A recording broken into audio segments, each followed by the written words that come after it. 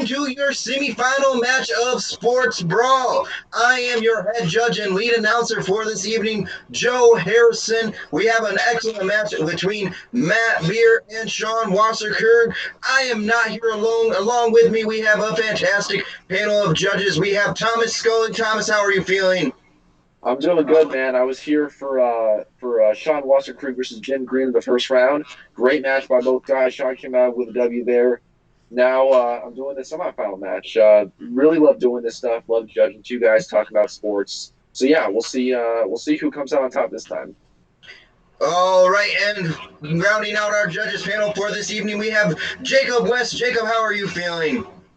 I'm doing good. I got to judge both these gentlemen in their first match, so I'm the only reason they moved on to the second round. Y'all can thank me later. But no, truthfully honest, I'm a little pissed off right now. I was hoping I would be able to compete because I have some built-up rage. I just got called Mini Coho a couple days ago, so I really want to unleash some rage to get over that. Being called Mini Coho would fuel some rage of anybody. Now that we have heard from our judges, let's get to our competitors. First up, we have Matt Beer. Matt, how are you feeling this evening? I'm doing all right. I don't know how this is going to go. I've seen Sean play many debate matches and nerd fights, and obviously in his first match, he's a very talented debater. I'm definitely going to have to bring it for sure. But you know what? I watch Undisputed. I feel like that's something that's going to help me in this, so let's get it. All right, and now let's hear from Sean. Sean, how are you feeling this evening, my man, my friend, compadre? A little under the weather, but I'm hoping to still bring it today because, yeah, no one projected me to get past the first round against Jim, so feeling a little disrespected, and I'm sorry. I like Matt, but Matt's going to be the one person I'm going to have to take it out on today. So yeah, let's see what happens. All right, will we see a potential Michael Jordan flu game from Sean? Will Matt come out with the win? We're about to find out. But first, let's go over our rules real quick. So the rules are like this: there are 4 main round questions. Each round will consist of a 90-second opening from each player, then a 5-minute open debate between our competitors, and then each of them will get a closing. However, throughout the match, one time they can use a time extension and add a minute to either their opening or their closing argument. All they have to do to use this extension is say before their statement that they would like to use their extension, and that is when they will do, and that's how it will work. With that being said, let's get right into question number 1, and we will be going to Sean first for question number 1. And question number 1 is this: in the category of NFL, who is the best defensive coordinator since the year 2000? Sean, tell us your pick, and your 90 seconds will begin whenever you start talking. When it comes to defensive coordinators in the NFL, there really is only one name that stands out above the rest, and is the guy who is literally called the innovator of the zone blitz. And even though he was a team that I downright hate, I would have to go with Dick LeBeau, the guy who basically made the Pittsburgh Steelers defense one of the best defenses in the 2000s. And I will see the rest of my time. All right, Sean going with Dick LeBeau and conceding the rest of his time. Let's see how that plays out for him later. We'll go to Matt. Matt, who is your pick for the best defensive coordinator since the year 2000? Your 90 seconds will begin whenever you start talking.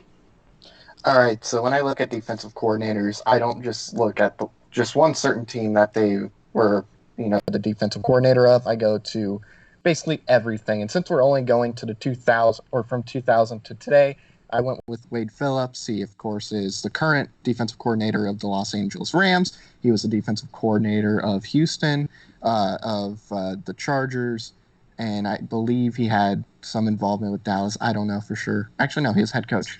My bad. Yeah, Wade Phillips. What a start. Are you conceding the rest of your time? Yeah. Oh, and he also was Broncos defensive coordinator. Now I'm going to concede it. All right, short, sweet openings from both of our competitors. With that being said, we will now move on to our 5-minute open debate round. Gentlemen, your 5 minutes will begin whenever you start talking. You're right, Matt. You do have to look at someone who's been with multiple teams because Wade Phillips tends to get bounced around from a lot of teams. Where Dick LeBeau spent over 10 years with the Pittsburgh Steelers, and he's only been with 3 teams in the 2000s because he is the best defensive coordinator out there, and because of that, he has been proven to stay placed in one position instead of jumping around from team to team like Wade Phillips has. Now, the only reason why Wade Phillips is really bouncing from place to place is because he would be the defensive coordinator, and then he would get a head coaching job. He was head coach of your Dallas Cowboys for a little bit. I can't remember. And we bounced his ass out because he was not that great.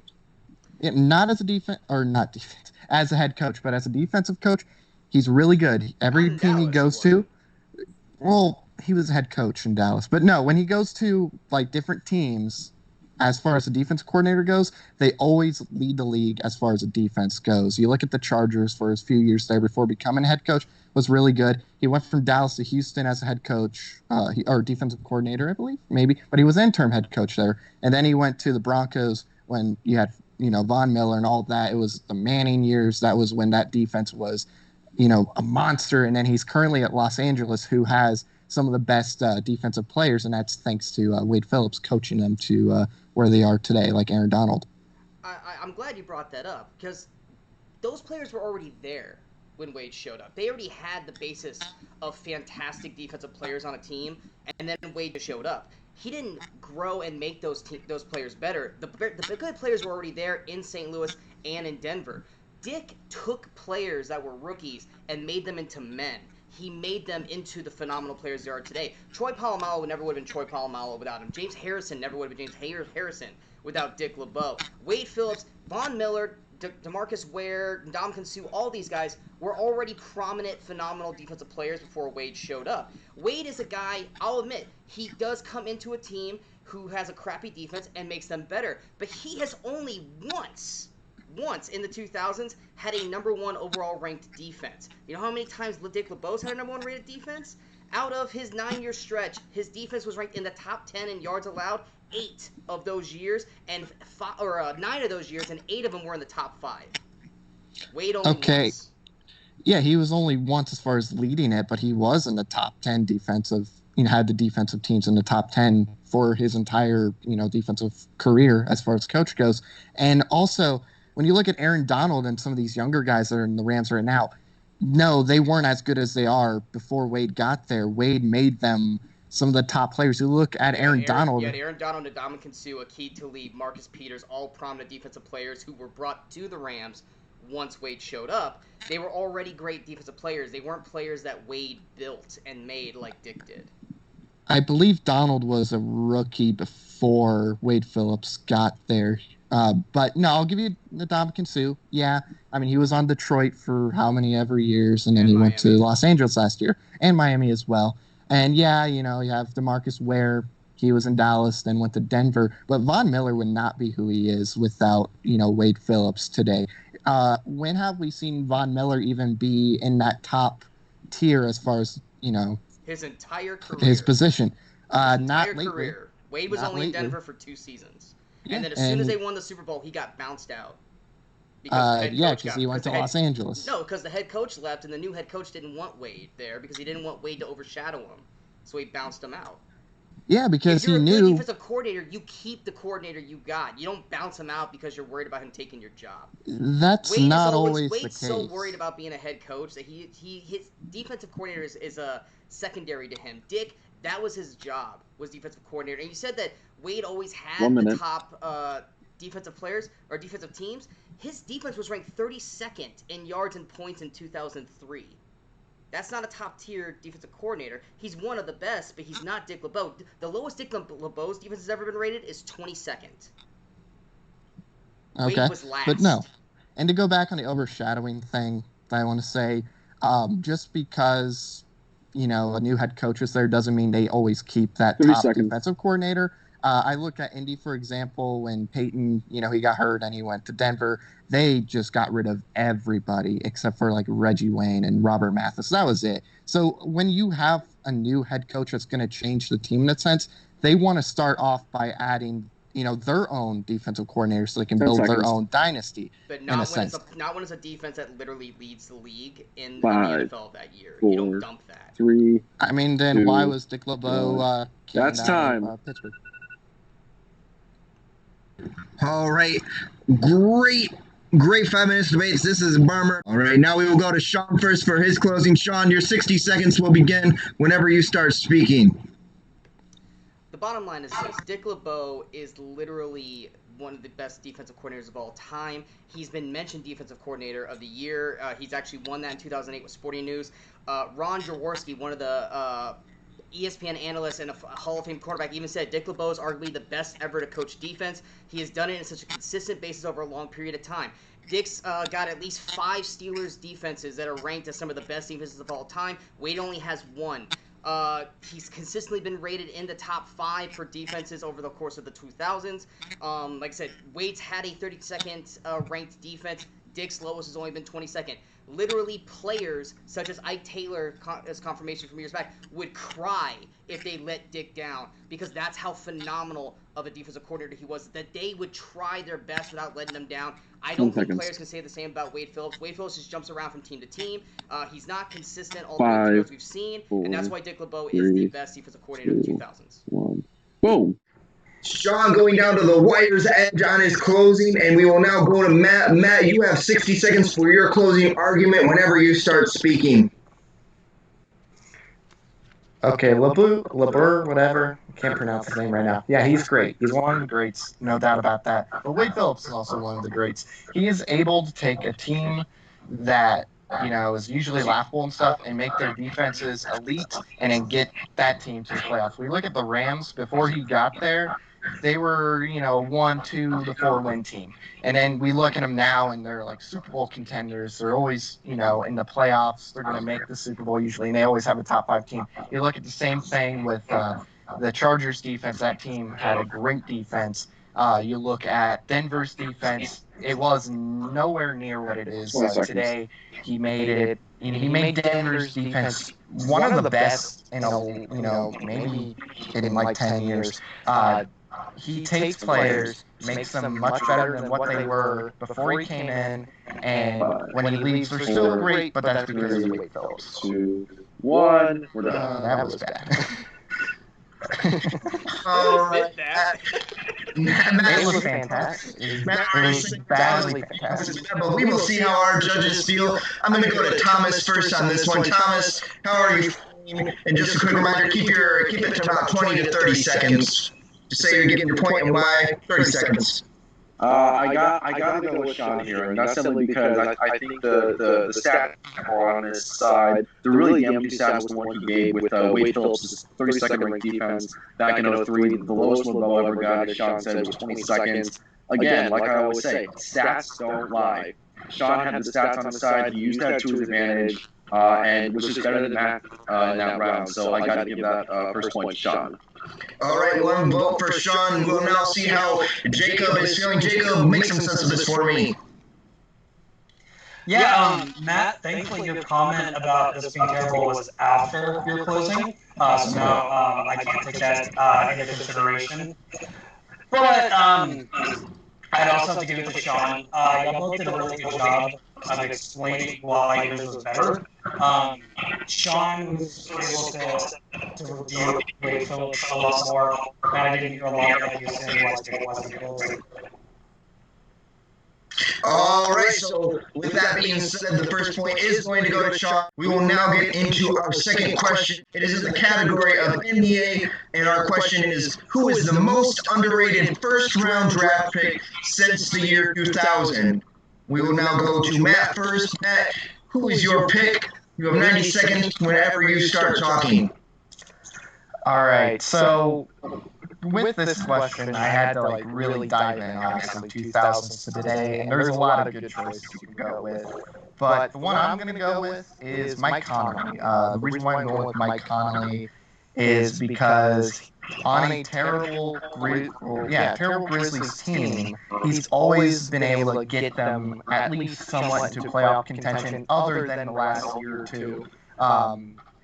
Nobody really talks about him at all when we're talking about solid point guards, guys that can, help your team get to where you want to be at the very end. You put them on a team that has like one or two like potential star players that are really young. He can elevate them 2 stars and get them into where they ultimately could be. Put them on the Bulls. The Bulls honestly would be a playoff team. That's just how good he is, and I'm shocked nobody even really talks about him. So, well, Mike Conley. All right, Matt going with Mike Conley. We will now go to Sean. Sean, who is your pick for the most underrated first-round draft pick since 2000? You have 90 seconds whenever you start speaking. I agree with Matt. This was kind of a loaded question because it's like how do we want to justify underrated? Do we want to talk about a player who's not talked about, or do we want to talk about a player who is a fantastic player but just doesn't get recognized as being a fantastic player? Which is kind of the route I went with it. So I went with the 2001 28th overall pick, Mr. Tony Parker. Now, when Tony Parker got drafted, I mean, he was just this random guy out of France. No one knew who the heck he was, and he was coming on this Spurs team, and he ended up becoming one of the quietest, best point guards in the NBA that no one still talks about. No one talks about him. While Mike Conley is a very noticeable player, Tony Parker is relatively silent and just constantly forgotten about through the NBA, and his stats don't lie. And that's why I went with Tony Parker as most underrated first-round pick in the 2000s.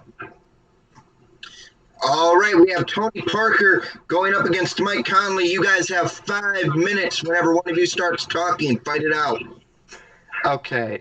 First, I'm going to say, yeah, obviously stats are important. Tony Parker and Mike Conley, as far as points per game, are actually relatively close. It's like off by less than a point per game as far as a career average.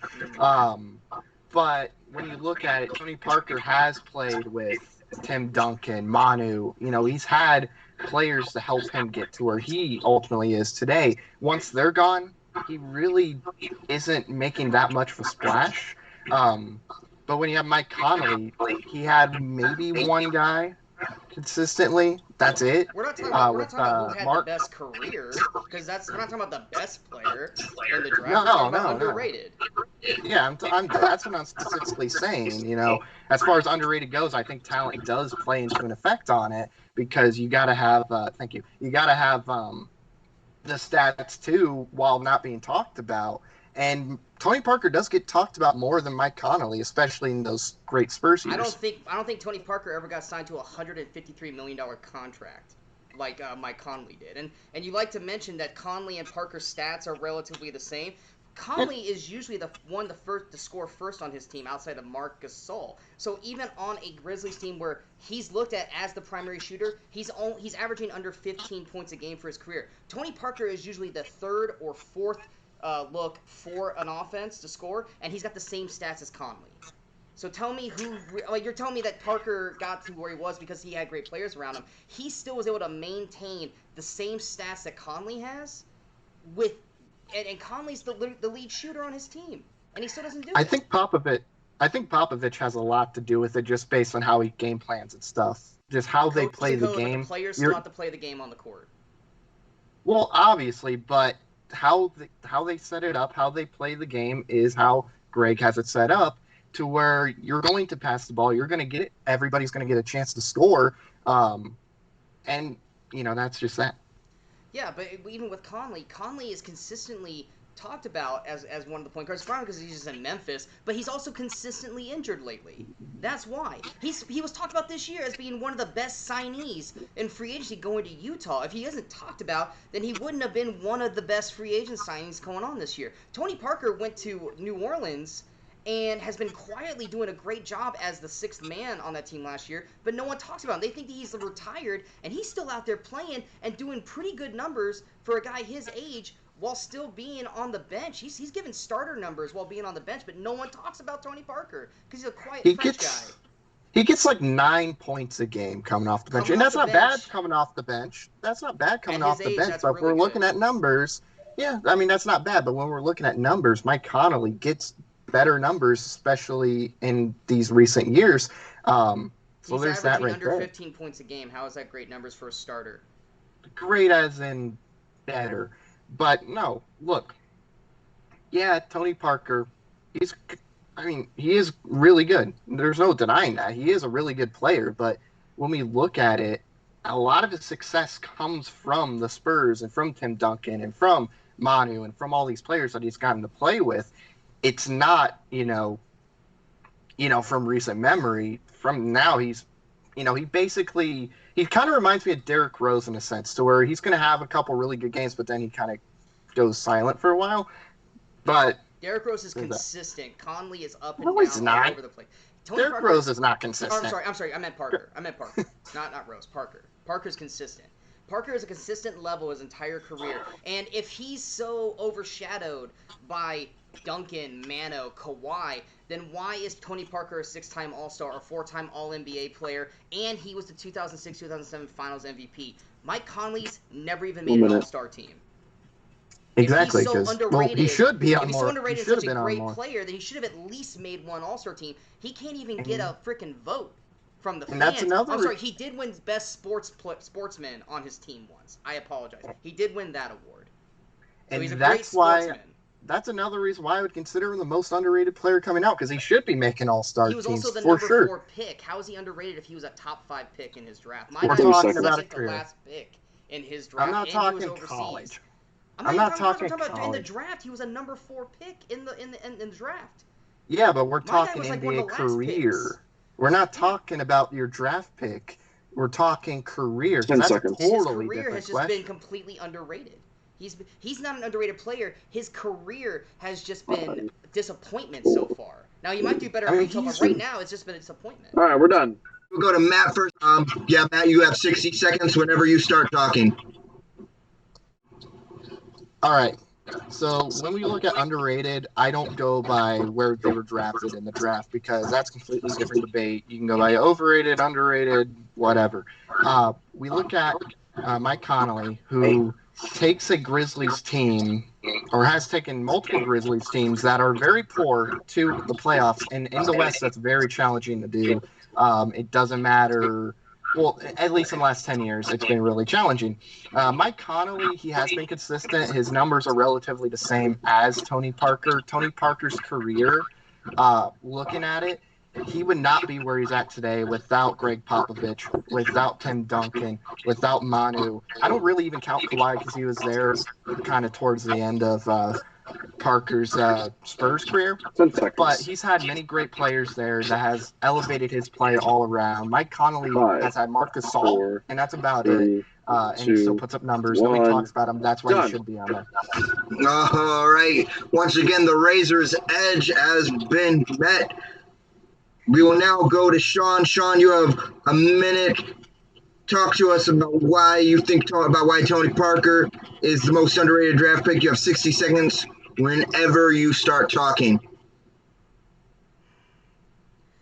The real thing lies is an underrated player is a player who has been consistently good but relatively not talked about. Mike Conley has been consistently just kind of there, and even though, yes, he had Marc Gasol, he also had Tony Allen, but even as being the primary scorer on his team, his stats do not represent what a top scorer should be. He is consistently talked about because he was one of the top-rated free agent signings of this past season. Tony Parker, through his entire career with the Spurs, well, yes, they won championships. They won championships. Everyone looked at Tim Duncan, Manu Ginobili, and Popovich, and then, oh yeah, there was Tony Parker. Tony Parker has consistently the same stats, well, with a better team and not being the number 1, the number 2, number 3, or even the 4 primary scorer. He's got all these accolades. He's won titles. He's won All-Star teams. He's won All-NBA teams. He is in the basketball index at a 93.9% chance to make the Hall of Fame. Conley is at a 0.2%. 10 seconds. He's a top 5 draft pick. Parker was the last draft pick of the 5, round for his. 4, he is consistently underrated 3, and always overlooked. 2, 1, done. All right. Wow, that was a heated debate. We like to see punches being thrown back and forth. Verbal punches were being thrown back and forth a lot. We will now go to our judges for their decisions. I'm going to go to Jacob first on this one. Jacob, who's getting your point and why? Talk to me, man. Yeah, Joe, can I have you reread that question for me real quick? The question is worded, who is the most underrated first-round draft pick since 2000? Okay. This was another great argument. I've been leaning back and forth the entire time. I I have to give the slight edge to Matt, though, just because the question is who's the most underrated. Matt, in my opinion, did a better job of explaining why Mike was more underrated than Sean did with Tony. All right, so we have our first one is going to go to Matt with Tony. Now I'm gonna take my time to judge on this one. I'm gonna go with Sean. Sean, just to me, was able to explain why he was more underrated. I think what really kind of sold it for me was how when Sean put it, and he's just like, Mike Conley isn't an underrated player. He just had an underrated career out of what was expected from him, and that really doesn't mean he's underrated. Mark was able to bring up, Tony Parker was surrounded by good players. Sean was able to refute that and also say, he's putting up starter numbers as a sixth man and still really isn't that talked about. And Mike Conley having one of the highest rated free agents signings. So for those reasons, I'm going to go to Sean for this one, which means, Thomas, we're going to go to you. Break this tie for us. I love Mike Conley. I think he is one of the most underrated players in the last 20 years. And I really enjoyed Matt's points on him not getting the credit he deserves and really carrying this Grizzlies team as far as he possibly can. However, I'm going to give the edge to Sean because, again, stats don't lie. I loved his point at the very end, which showed that Tony Parker had, a 93% chance to get into the Hall of Fame compared to Mike Conley's less than 1%.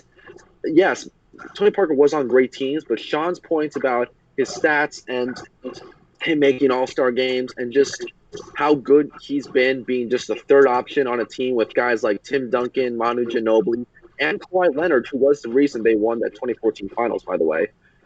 I thought those were slightly stronger points, so I'm going to give the point by a razor-thin margin to Sean right there. All right, that being said, Sean will now go up to a 2-0 lead. So this third question is going to be do or die for Matt to avoid the knockout. And our third question is in the category of MLB. Who is the worst pitcher to play in a World Series? And just for some semantics for our judges, we are looking at a single World Series, so our competitors have listed a year that they are going with their pitcher. It's just looking at a single World Series for this question. Just keep that in mind. So with that being said, we are going to go to Sean first for his pick. Sean, you have 90 seconds whenever you start talking. For me, when it comes to worst pitcher's performance in Major League history, which is like over 100 plus years of performances. Sure, there are pitchers who have had bad games. There are pitchers who have had just bad innings that led to bad games. But to me, it has to go to something that is bigger than the game, and that is the essence and the actual integrity of the actual game itself. So for me, the outright worst pitching performance in World Series history has to go to Lefty Williams in the 1919 World Series. I'm talking about the Chicago White Sox pitcher who literally took a bribe and threw away not one, not two, but 3 World Series games for the Chicago White Sox that ended up costing them the pennant against the Cincinnati Reds. His performance, his stats, he's a phenomenal pitcher who literally ruined the integrity and the essence of what makes this game fantastic for $10,000. That was it. And because of that, there really cannot be any other choice than Lefty Williams' 1919 World Series.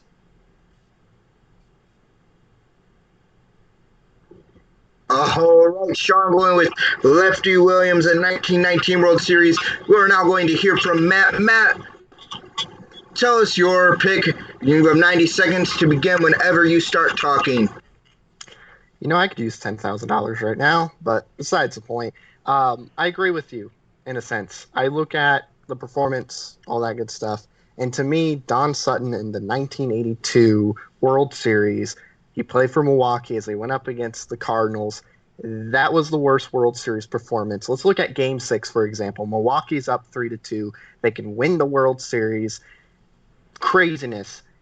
And then he gives up 7 hits, which equals 7 runs, which includes 2 home runs. He's given up, I believe, a total of 11 runs his entire pitching career. But that performance in Game 6 just ruined everything because they got demolished. Just imagine being up 3-2, going to win the World Series, then you lose 13-1 because of your pitcher. That just it ruins it for you. We've seen, for example, Miami and San Antonio. Speaking of Tony Parker, we've seen what something in a game can happen and what it can do as an effect to an actual championship with the shot. But then we look at Don Sutton giving up 7 runs, including the 2 home runs on 7 hits. That to me is the worst performance. Bribes don't really equal worst performance to me. That's it. All right, we will be now going into our 5 minutes of open debate. I will remind that the wording of the question is worst pitcher to play in a World Series, so you can argue it however you want, performance or not. Just remember the question is worst pitcher to play in a World Series. So we are now going to go to our 5 minutes of open debate. It will start when one of you starts talking. You talk about how bribes don't equal performance, but his performance is in there. In 3 games, he had a 6.61 ERA. He faced 66 batters, allowed 12 hits, 12 runs, 12 earned, 8 walks, and only 4 strikeouts. Your guy just had one bad game. And even then, it was Game 6. They had a whole Game 7 that they could have won on their own, and that wasn't Don Sutton's fault. One bad game does not equate the entire World Series. My guy had 3 separate games, and he literally took the series out of Chicago's hands. He played in 2 games, Don Sutton did, and let's compare it. In that World Series, there were 8 games. One loss. Because he was taken out. But there was... He was a reliever. Right, same thing, but still, that's pretty bad. When we look at it, there was 8 games in the World Series in 1919 compared to 7. He had 1 less run allowed than Lefty did. If he would have played 3 games and you take the average, you apply that or even half of it, he definitely goes over as far as how many runs he allows, how many hits he allows, all that good stuff. You can't equate that Don would have done just as bad in those many innings. We're assuming at that point, if he continues the performance, which going from I believe played Game 3. It's Game 3 or Game 2. When you go from that to Game 6 and you continue to do that or actually get worse, then odds are, if there's an 8th game or whatever, he's probably going to play that bad again. We look at Lefty. You can't guarantee that. We can look at it that way, but we look at Lefty.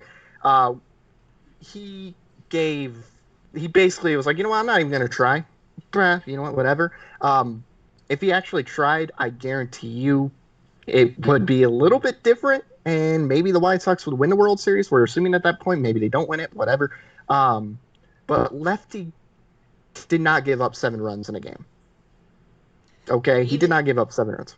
Even at that point, you're talking about one guy who just had 1 bad game. Even in his other performance, he only allowed 2 runs in that other performance. In that whole World Series, that Brewers Cardinals series, they were getting shellacked. Every pitcher did, for the most part. The Brewers the Cardinals were a hotshot offense. So it wasn't just Sutton who had bad pitching games. He's getting focused on for that Game 6, absolutely. But there were other games in that series where Brewers pitchers had bad games. Sutton, it was just because it was Game 6. Lefty had 3 separate games where he went in, and he was the reason why the team lost. And because of the essence of the game, he literally threw it away because of a bribe. Baseball is America's greatest pastime, and having someone ruin that integrity and that essence over $10,000 takes over greatly over someone who just had a bad game. He had 2 bad games, even if he was a reliever in 1. He's in that he was a game. Reliever. It was 2 or 3. In the middle of the game. 2 or 3. Yeah, but he still gave up 4 runs. Okay, I don't care who you are. That's horrible. You know, that's pretty bad if you give up 4 runs. But only 2 were earned. 2 of them were only on him. The other 2 were errors on his own team. And even in that Game 6, the whole thing started because of an error by his shortstop. That was where the bleeding started. And we all know with baseball, one bad error by a fielder can totally mess with the psyche of a pitcher. And that's what happened in that Game 6. It was a ground ball right through the legs between the shortstop, and then that's when the floodgates erupted, and that's when the Cardinals just started hitting, everything towards to the gap and to the foul line. It was just badly placed hit by the Cardinals that led to Sutton's demise, where Lefty was literally giving the game away to the Cincinnati Reds. Okay, yeah, but here's the thing. Just because you have 1 error doesn't mean that should absolutely destroy it. I've never seen a pitcher... You've never been a pitcher, after having 1 error. Yeah, I have been. I have never seen one pitcher, after an error, give up 7 runs. I've seen I've seen a couple. I've seen like 2 or 3 runs. I've never seen 7 in a World Series. That's because in and 82, like I they didn't said, replace pitchers as quickly back then. They would let pitchers do that. And here's the funny thing about Lefty Williams. He pitched a complete game in one of those games. He completely controlled a game. With Don Sutton, they took him out relatively after like 3-4 innings, was it, in Game 6? He was only in for like 3 or 4 innings. Something like that, yeah. Lefty, they left Lefty in the entire game, and he caused them the loss in one of them. And then he did that twice on 2 separate occasions. 30 seconds. He is the reason why they lost that World Series, and that is why he's the worst pitching performance. Don just had 10 bad innings combined with 2 performances, but he only has 1 loss. Lefty has 3. Yeah, but here's the thing. Like I said, I always take the example: San Antonio Spurs, Miami's Heat. Ray Allen hits that shot. Keep digging that knife, bro. Completely. It just boom kills it right there. Ruined the series. Just deflated them. That's what Don Sutton did after giving up 7 runs. All right, we have the integrity of baseball versus bad games. We are now going to go to our closing arguments. First up, we have Sean. Sean, you have 90 seconds for your closing argument whenever you start talking. You literally just gave away the point that you were trying to argue earlier. You said that when Ray Allen hit that 3, it completely took all the momentum to Miami for Game 7. That is what I just said. With a single error, can totally take the momentum away from a pitcher and put everything onto the side of the hitters. That is what happened to Don Sutton in that Game 6 game. That hit went right through the shortstop's legs. It was an easy ground out that would have gotten Don Sutton out of the inning, and what happened is it ended up erupting into a St. Louis Cardinals explosion. Don Sutton had just a bad break in an inning that led to an eruption of epic proportions for him in that case. But it was only 1 game. They still had Game 7 that they could have won without him, but because of that, he fell apart. With Lefty literally had full control of the Chicago White Sox in multiple games and consistently threw the ball away. Won in a complete game. The White Sox could have just pulled him. But they didn't. They kept him in, and he kept screwing them over and ruined the integrity of the sport and forever. And that's why he's the worst pitcher performance in the World Series history. There are some heated fastballs going back and forth, but we still have Matt's closing to hear from. Matt, you have a 60-second closing argument whenever you start speaking. Okay, so just imagine you're up 3-2 in the World Series. You have an opportunity to win the World Series right then and there. You then have a pitcher who's a Hall of Famer, I believe, give up 7 runs. That will ruin you for an entire series, in a sense. What Don Sutton, who not only had a bad game in Game 6, but also in Game 2 or 3, his stats are about spot on, just by a hit or a run, to Lefty Williams, who legit was trying to give up the game. To me, if you perform just as bad as somebody just tossing the game, or even worse, that's not good, and that, I think, qualifies as the worst performance in a World Series. Like I said, Lefty was getting a little extra cash, Don wasn't doing that at all. He played worse than Lefty, I think, in my opinion. And it's bad enough that you play as bad as somebody when sorry, there was a big echo. All right, that is time. I will be going first, passing my judgment on this round. Both came with a lot of heat, a lot of blows being thrown. Man, I think a point that Matt really sold home, and then he continued to sell home, and especially in his closing, was the fact that Don Sutton played as bad as someone who is actually throwing the game. Sean was attempted to hit back on it a fair amount, but he didn't really hit back on that enough to swing it to me. So I'm gonna go with Matt for my vote on this one. But I'm not the only one here. We still have 2 judges. I'm now gonna go to Thomas. Thomas, what are you feeling about this round? Who's getting your point? I think, first of all, the premise of the question and the choices, the edge is automatically, I think, in Sean's favor because, you got Lefty literally in the beginning of his career throw 3 games in that World Series. And I wouldn't say cheating a little bit on the premise, but he made some fantastic arguments as to why that was the worst performance. I mean, he had a chance to win that World Series, and he blew it, especially since the White Sox were the favorite team in that series. I mean, they were the best team in the world at that time. Matt, on the other hand, he did a really good job pushing Sutton's collapse in Game 6 and how that kind of torched the confidence of his team there. It's really tough. It's by a really slim margin. Matt made it interesting at the end, but I gotta go with Sean again. Again, Racing margin. I think he made some better points towards that end. He really hammered home the fact that he had the chance to win these 3 games, get multiple chances to win this series for the White Sox, and just blew it every single time. All right. So that means we are going to go to Jacob. Jacob will be our tiebreaker. You will decide if Sean gets the knockout win or if we're going to go to question 4.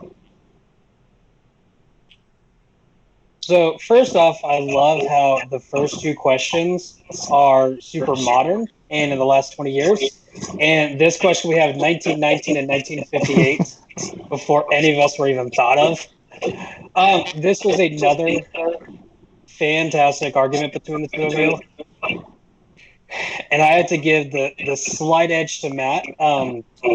Again, Joe, just like you were saying, they were very similar stats. Lefty had 1 more game than Don did. Had Don have had that 3rd game, he would have much worse stats than Lefty. So let's go to question 4. All right. So, Matt. Yeah, Matt avoids the knockout, which means we are going to go to question 4, which is question 4 is in the category of NCAA. And this is another modern question, which is the best bowl game in the past 5 years. We will go to Matt for his pick and opening on this one. Just a quick reminder, both competitors still have their extension, and this is your last round. You can use your extension in, so think about that carefully before you use it. That being said, Matt, your 90-second opening will begin whenever you start talking. All right. So looking at this question, there are so many great bowl games just in the span. You said 10 years, right? It is 5 years. 5 years. 5 years. Okay. Same thing. Still, a lot of great matches in the last 5 years. But to me, the one I had to go with was 2018's Rose Bowl, which was Georgia and Oklahoma. You talk about a high-scoring back-and-forth type of game. This game gives it to you. You go from the first half, Oklahoma's up by 17, and then you go to the second half. Georgia comes back, ties it. Then it's a back-and-forth thing. Has to go to 2 overtimes. Oklahoma gets a field goal blocked, and then I believe it's Chubb that runs it in for a 27-yard touchdown to win the game for Georgia to go on to play Alabama, and we know how that went. So I'm going with 2018 Rose Bowl. All right, the 2018 Rose Bowl is just a small note to correct Matt. It was Sony Michel. I knew it was one of them. I just took a shot in the dark. This is why we have judges who know their sports stuff. Thank you, Thomas. We will now go to Sean with his pick. Sean, what's the best bowl game in the past 5 years? Your 90-second opening will begin whenever you start talking.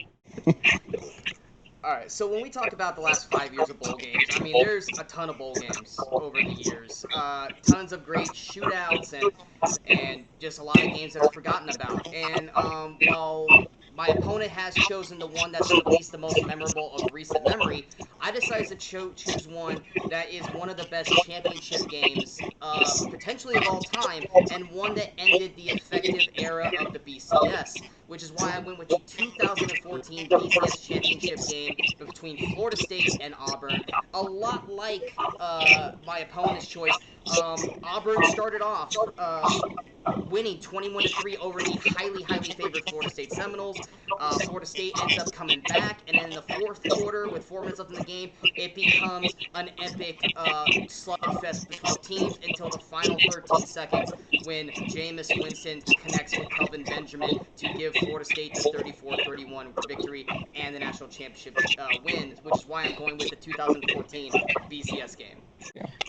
All right, so we have the 2014 BCS championship game versus the 2018 Rose Bowl. You guys have 5 minutes to fight it out whenever one of you starts talking.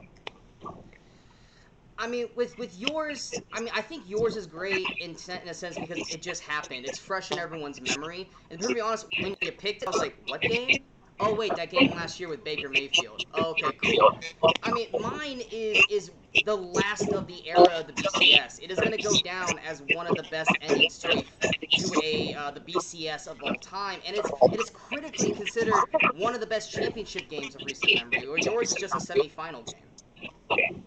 I don't think semifinal, or any type of bowl game should kind of determine if one's good or not. I mean, if we were going like 10, 20 years, you could throw in potentially that Boise State, Georgia, maybe? I don't know. Oklahoma, that's who they played.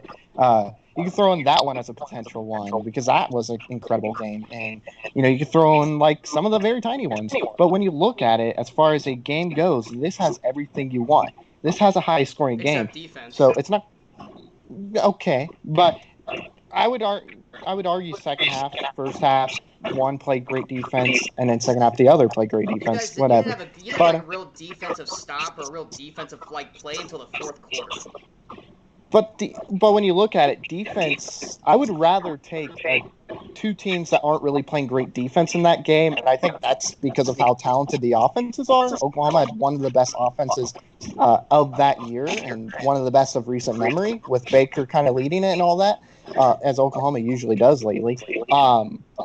But I would rather have a super high scoring, no defense at all, 50-something to 40-something or 60-60 type of game than like a 20-20, 30-30 type game. It makes it more exciting to me, in my opinion. And yours didn't go to overtime. Mine actually had to go to overtime to finish it out, which I think is more exciting than, just the last second touchdown, which also we had a last second touchdown on my game too to send it to overtime. I have a package arriving soon. Yeah, I just got the email. Okay. So your version of a phenomenal game is two kids playing Madden on rookie difficulty. My version of a great game is where we get both essence of what makes football great, which is great offense with great defense. Your team, I watched the highlights. Your defenses were like paper. They were just running through them like they were nothing. That doesn't make an exciting game. That's literally just watching like how Alabama goes against a 1AA squad every year. Except that they were both playing 1AA type defense. We're talking about the semifinals to go play for a championship game, and it's literally just an offensive onslaught, which, yeah, it looks exciting because it's high scoring, but the game itself is tainted because the defense is literally being utterly ridiculous and looking like a piece of crap the entire game. Mine had a great defensive onslaught for both teams. Jameis Winston couldn't do anything for the first half of that game because Auburn's defensive onslaught was beautiful. It took a halftime for Winston to finally click and finally become the Heisman Trophy winner that he should have been, and actually find ways to crack and find armor breaking in that Auburn. That's what makes a great game.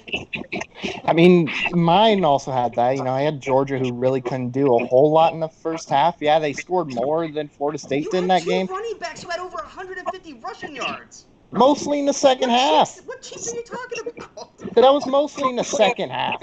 Okay, that was mostly second half. That was when everybody was running and just scoring touchdown after touchdown. Because it wasn't like 40-40 at halftime or anything. It was relatively, it wasn't low. It was like 24 or whatever. End of my game.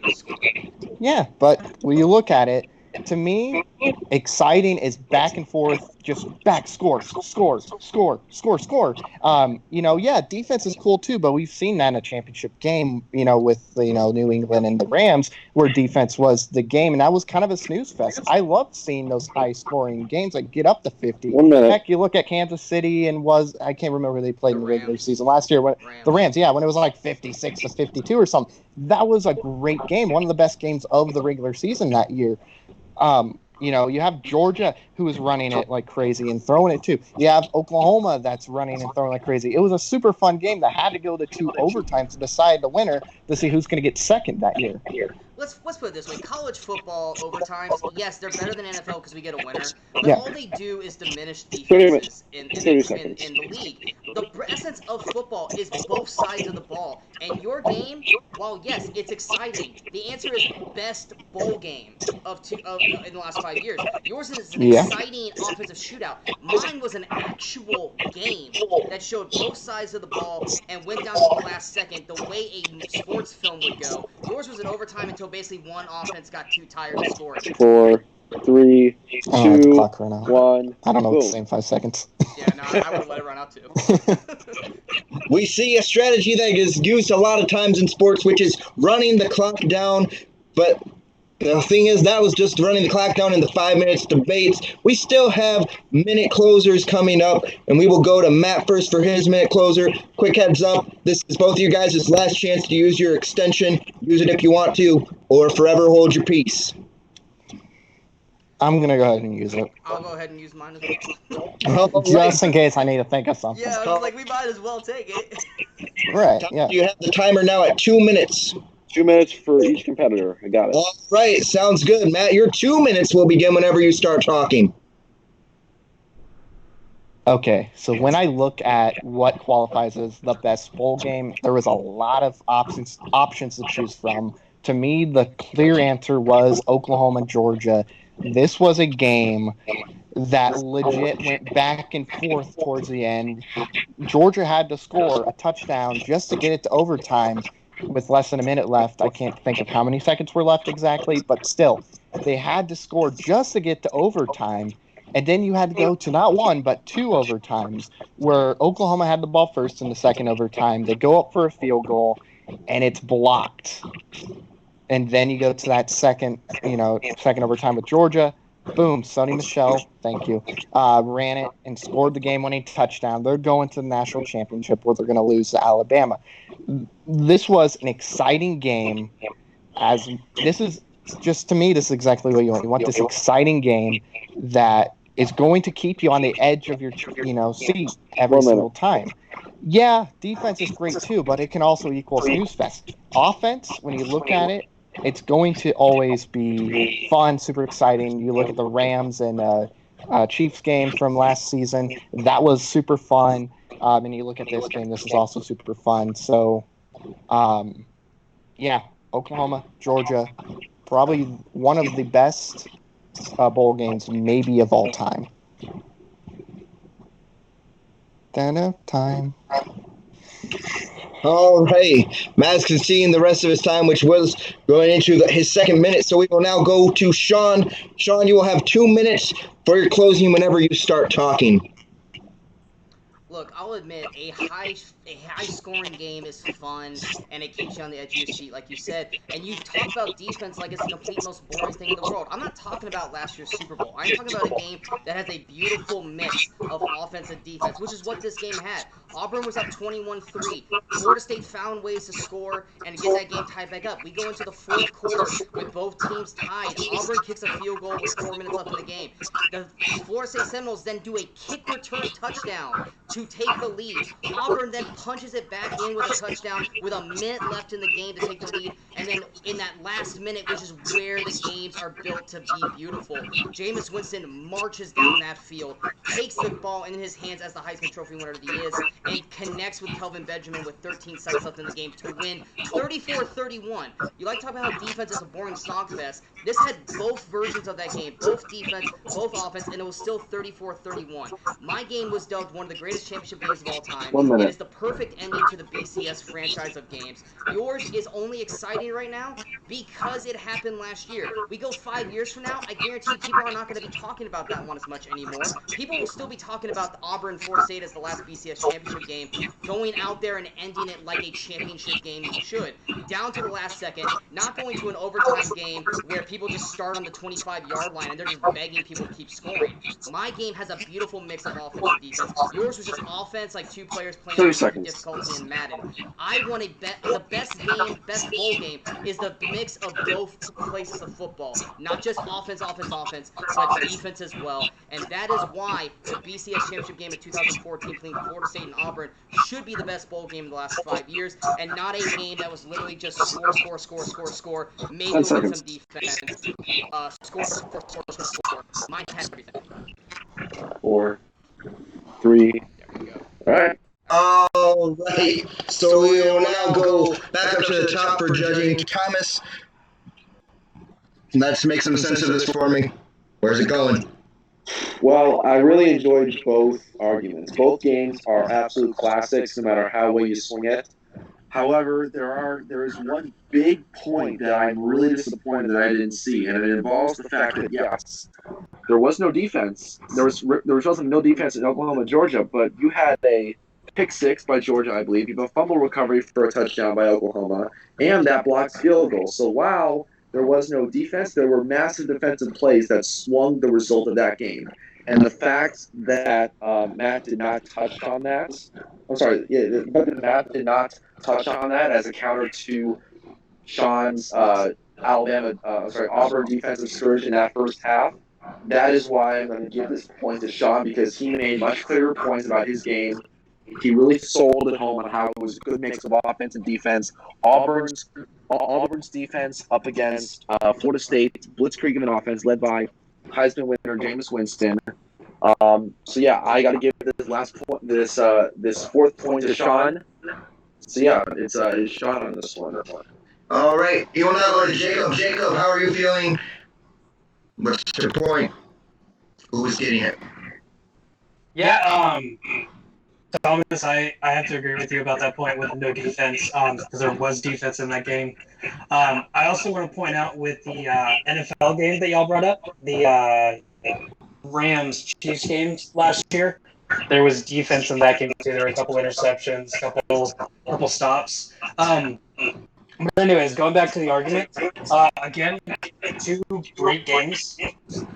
I'm gonna have to give my point to Sean too, just because he brought in the whole mix of offense and mix of defense, more complete game, more back and forth.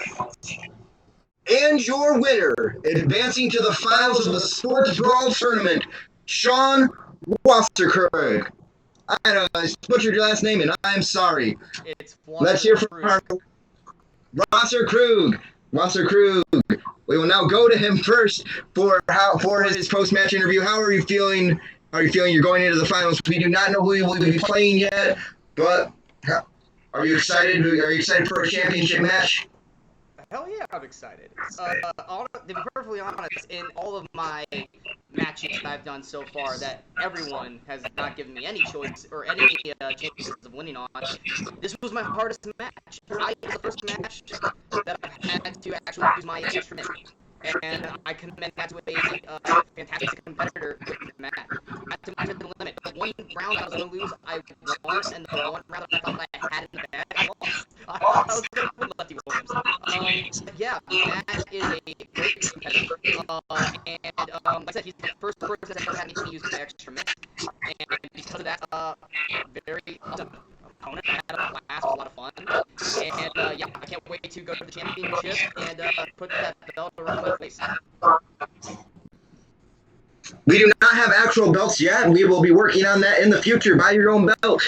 Matt, how are you feeling after that? You fought hard. You couldn't come up with the win in the fourth, as people would say.